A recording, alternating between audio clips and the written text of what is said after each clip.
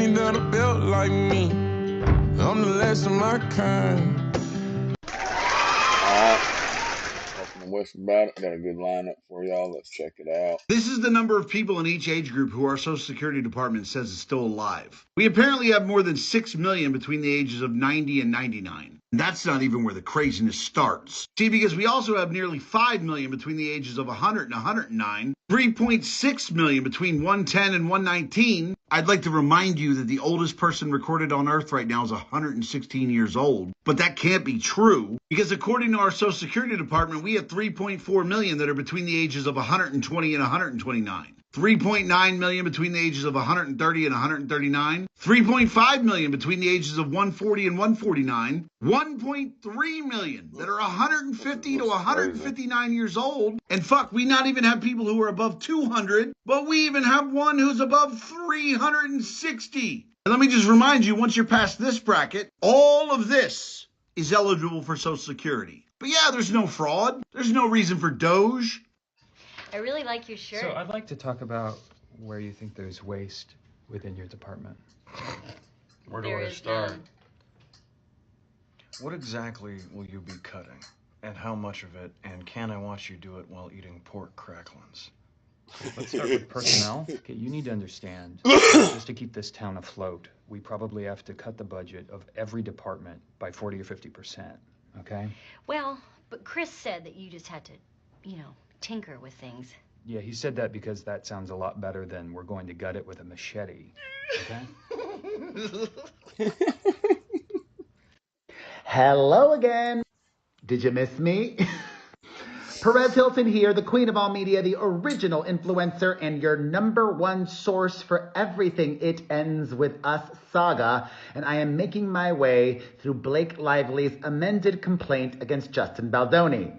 Doing this in real time and in chronological order from beginning to end of amended lawsuit. Where we left off, she quickly hurried through pre-production and production, and we are now leading up to the film's release in the summer of 2024. By this point in her amended lawsuit, Ryan Reynolds' wife has accused him of being inappropriate not just with her, but with multiple female cast members too. And she claims that these female cast members have given her permission to mention this in her amended lawsuit. And that these female cast members are willing and will testify against Justin Baldoni. So, leading up to and in connection with the release of the film, during the summer of 2024, Miss Lively and fellow cast members promoted the film in accordance with the marketing plan created and delivered by the film's distributor, Sony, which is summarized in the talking points attached hereto as Exhibit C. They want to make a point that the wear your florals and grab your besties and go see the movie, and to de-emphasize the domestic violence of it all, that was Sony's plan. Okay?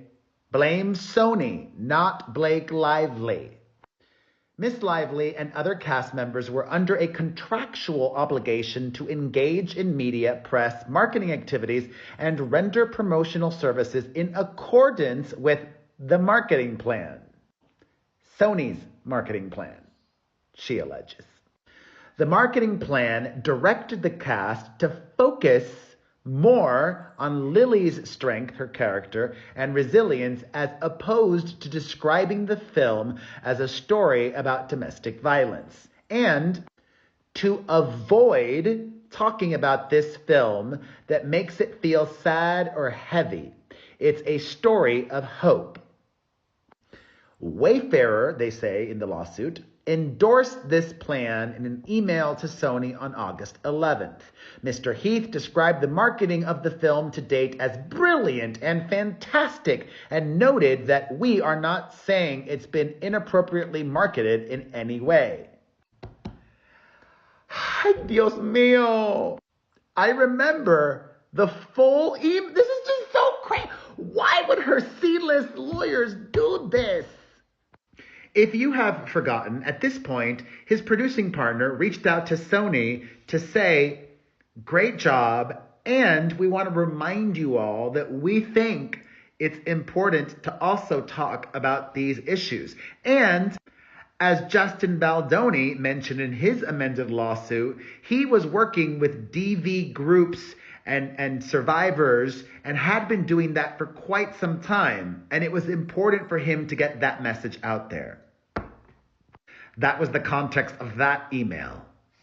Oh, but now they claim in the days leading up to the film's release, Mr. Baldoni abruptly pivoted away from the film's marketing plan and the types of publicity activities in which he had previously participated.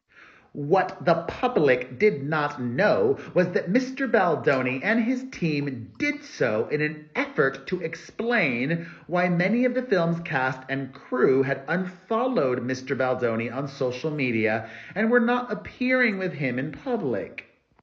To that end, he and his team used domestic violence survivor content to protect his public image.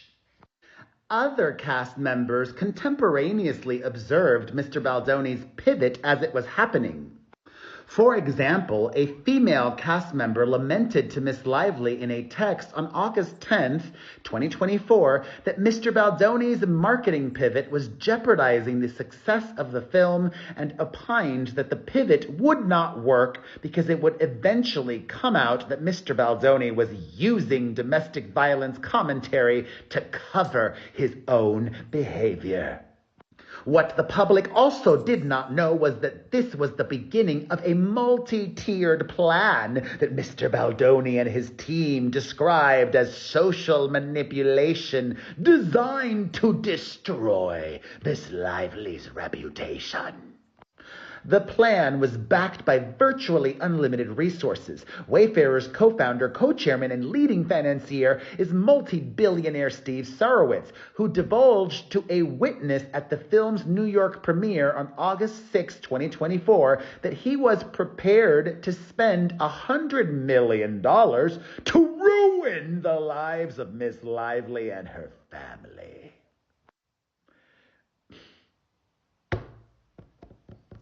I mean, I'm finding this a little hard to swallow.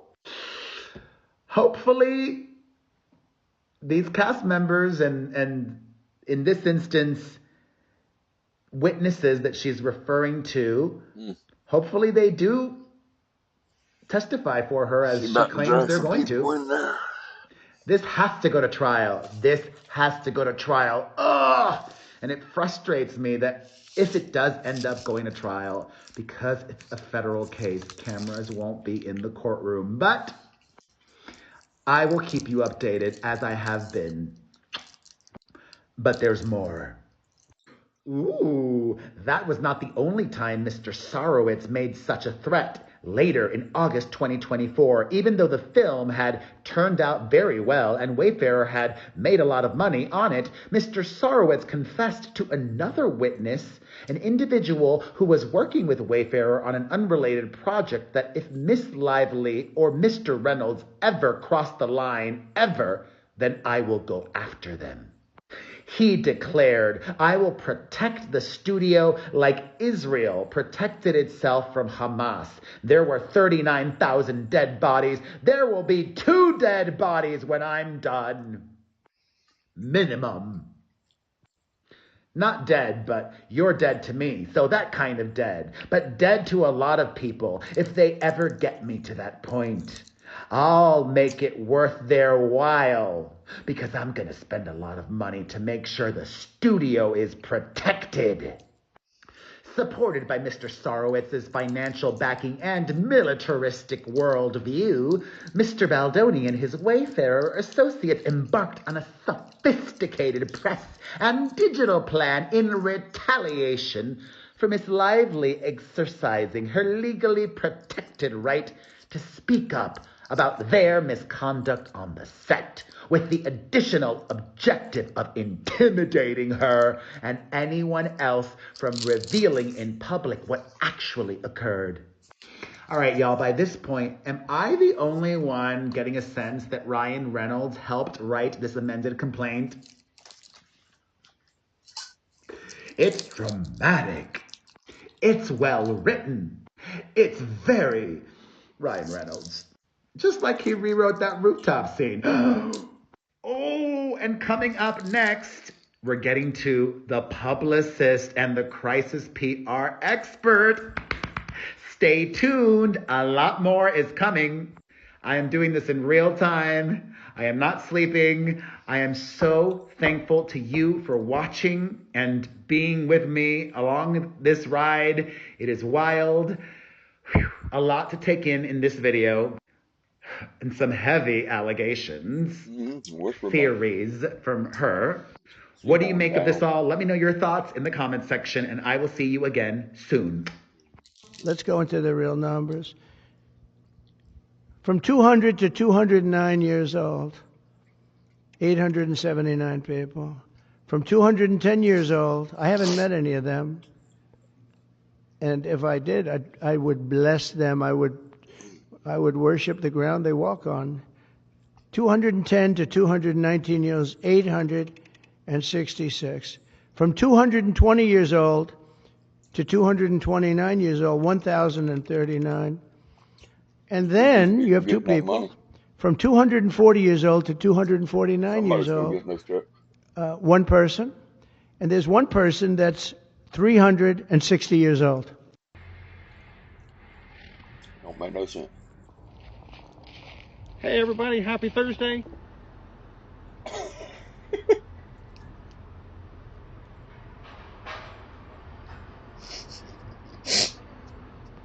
Welcome to almost the end of January, and it is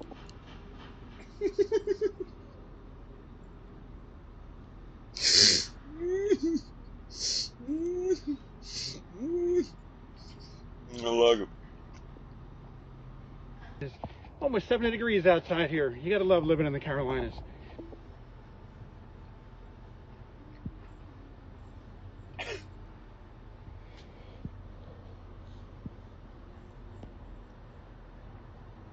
Carolinas, huh?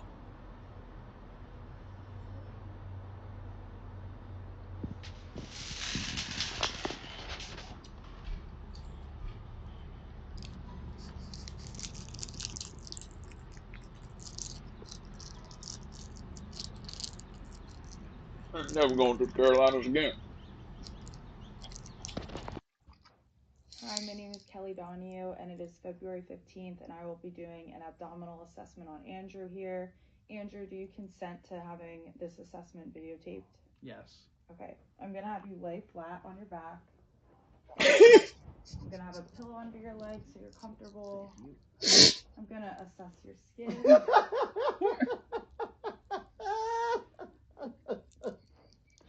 I will be doing an abdominal assessment on Andrew here. This is horrible. I'm sorry, I fucked that up. All right, this one's me. This one's Jaundice. Make sure that there's Andrew. Andrew. Hi, my name is Kelly, and it is February 15th. I can't do it. I don't know what's going on. Andrew! I can't. Maybe it's because you keep saying. I can't. Dude, I was locked in for that one. It's February 15th. My name is Kelly. Yeah, that wasn't serious. Because I don't want to. You just got to keep recording and cut it all out. Andrew, I can hear you almost laughing every time. Okay, all right, here we go. Hi, my name is Kelly. It's February 15th, and I'm doing an abdominal assessment on Andrew here. Andrew, do you consent to having this video taken? Yes. Okay, go ahead and lay down. I'm going to put a pillow under your legs. This is horrible. One more, I promise. I swear, I can do it. My name is Kelly. This is Andrew. No, I don't know. You're done. I promise. You're done. Wait, one more. Okay.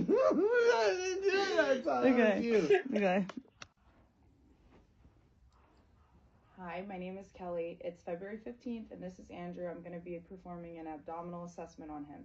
Andrew, do you consent to having this video? I'm done. Wait. My name is Kelly. This is Andrew, and I'm going to be performing an abdominal assessment on him. No, you're done.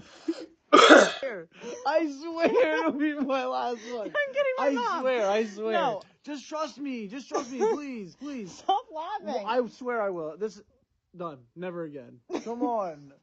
I just ripped down my fucking Oh. hold up thing.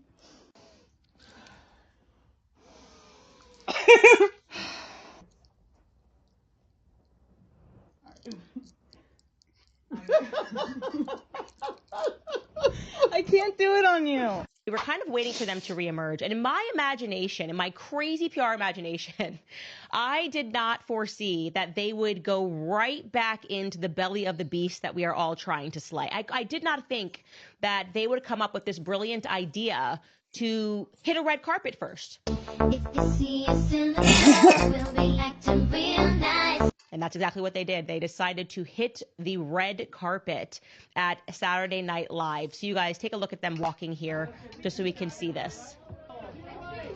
What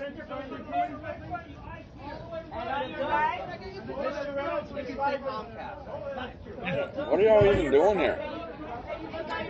Y'all are the most hated celebrities Coming out of that, I just want to be very clear. For those of you who don't know how these events work, they wanted to be photographed on the red carpet. That's something that's super compelling. Do not miss that little detail. You are very much allowed to decline to walk the red carpet. So if you were just like, we need to get out, we need to get back to our lives, and just resume our lives in some capacity and go to this event, you can just go in through a side door, go in through a front door. You don't have to have a bunch of paparazzi stalking you. You just sit down, take your seat, and enjoy an event.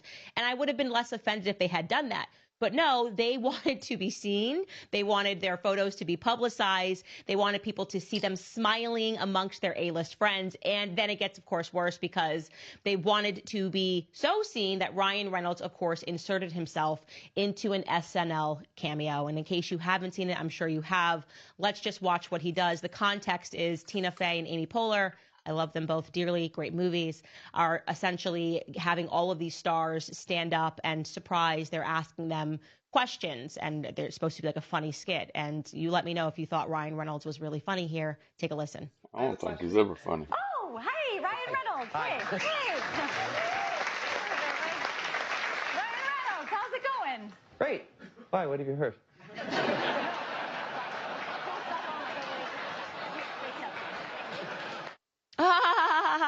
Get it? He's just being his funny Deadpool self, guys. So ironic, and it's so funny. He's like mocking the situation. And I do want to point out to the homie Kevin Costner behind him, the fact that he's obsessed with Field of Dreams, the movie that Kevin Costner was in. And for some reason, he's obsessed with this movie because it has to deal with fathers and a father passing. And in some skit, he says he thinks that movie is real life. So it's amazing that Kevin Costner happens to be the person that is sitting behind him. And you can just see he is not pleased. He just doesn't find it to be funny. He seems to be trying to look to see if he can catch Blake's face there. And he just didn't find it funny. He did not break character once. He just was like, okay.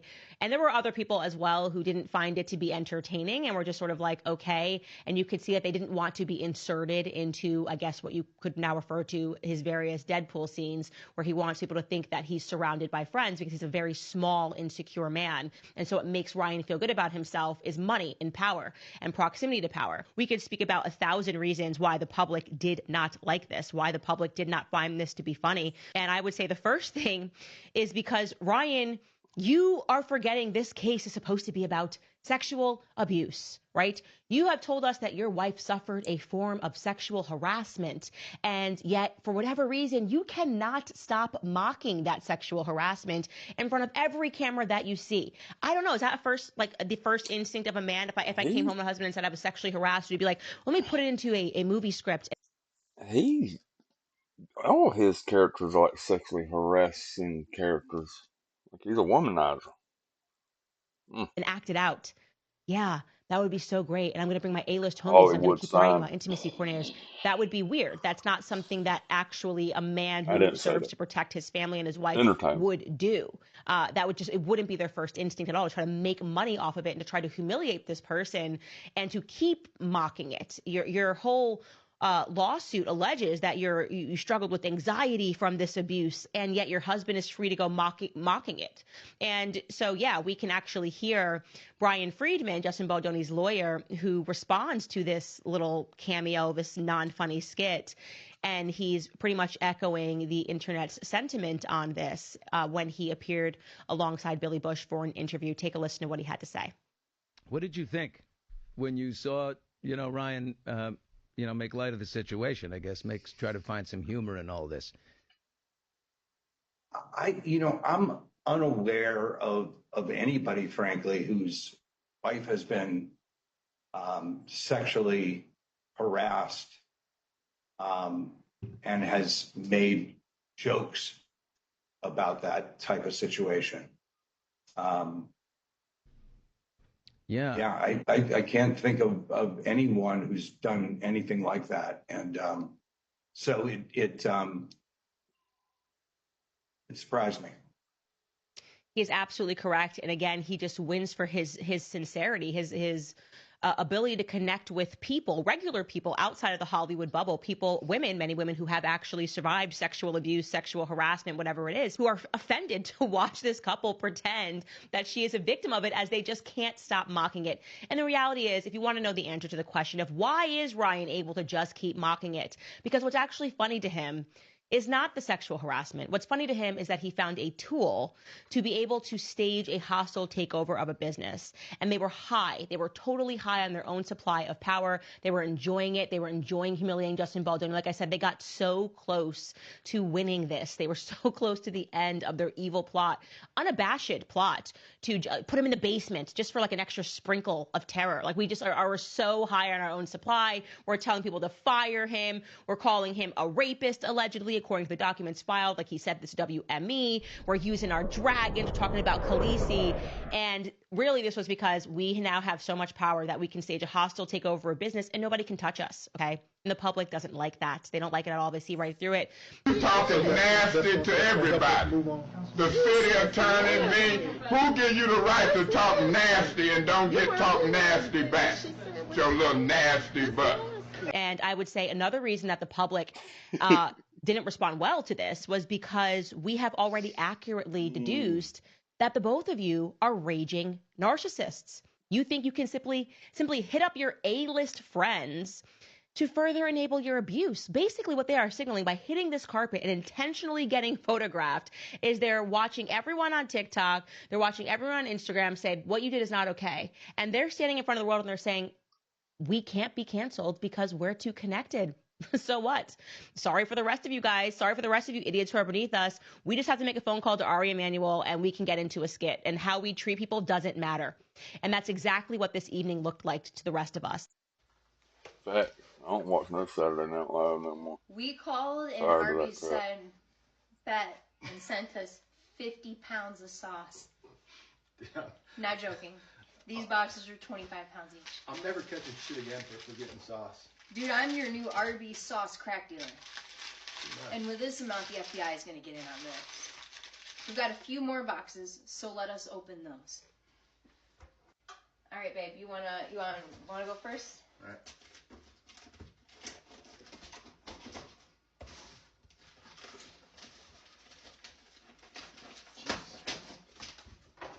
What do you think it is? Oh my god. You better stop! Hold on. Arby better stop. You better get off my meat, Arby's.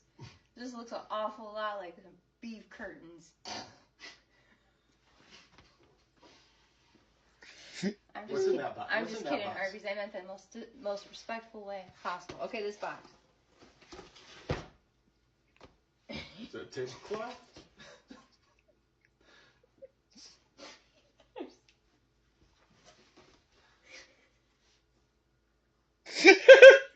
Dude, the funny thing is you're going to wear those out in town. You best believe! these actually fit you, Ian. Maybe there's two in there. Maybe you got your own set. Don't get the whole jumpsuit. Hold on. Hold on.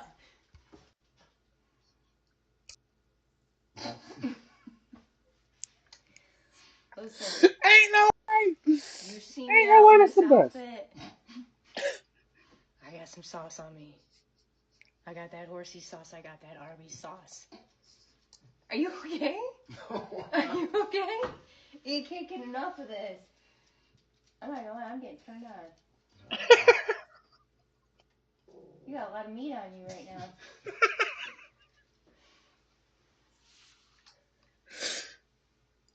I didn't know they was gonna send us some lingerie. A guy named James Fishback has proposed the idea of a Doge dividend. Jeffrey, what is a Doge dividend? It's a tax refund check sent to every taxpayer. But it's funded exclusively from a percentage of the savings from Doge. That was So it would hilarious. basically be giving back to the American people a portion of the money that Doge is saving from going to waste, fraud, and abuse. So he posted this proposal out on X. Elon then responded and said he'll check with the president. So here are the numbers behind it. Doge is targeting $2 trillion in savings. He's suggesting taking 20% of that, which comes out to about $400 billion, and paying that to around the 79 million households that pay taxes in the U.S. And he's saying this averages out to about $5,000 per household. It's an interesting proposal. So I think I'm going to break this down more on Substack and just send kind of a detailed explanation of this to my followers. The link to that's in my bio. It's a free newsletter. Kind of allows me to communicate directly with you guys without having to worry about dancing around the algorithm. Anyway, like I said, the link's in my bio to that. Click that follow button to stay up to date, and I'll see you guys in the next one. I like that, y'all. Hey, thank you. Hit that subscribe button, that like button, whisper about it. Hey, leave me a comment. I'm going to have a Google form coming out here soon for some other stuff we're going to be having going on. Make sure y'all go to the Facebook. There's a business page, the Whisper About It business page, and a community page. Y'all can post anything y'all want on there. It may get up here. Hey, give me a call too.